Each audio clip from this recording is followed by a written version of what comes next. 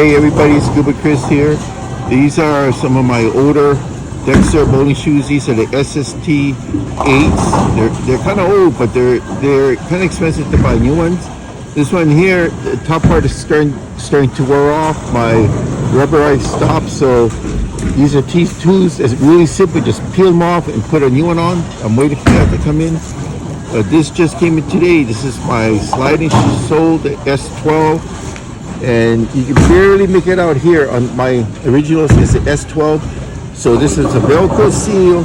So it's very simple. We're gonna peel this off, and then you might have to trim this to fit. And if you have to trim it, I always bring kitchen shears for that.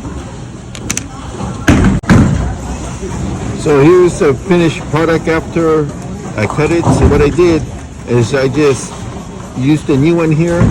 I just cut around the old one to be sure that's exactly the same cut. That's the remnants. Instead of using regular scissors, use kitchen shears because they have this really strong serrated shears here. And this is all you need to do, okay guys? So that's a quick synopsis of changing out your sliding sole. Thank you.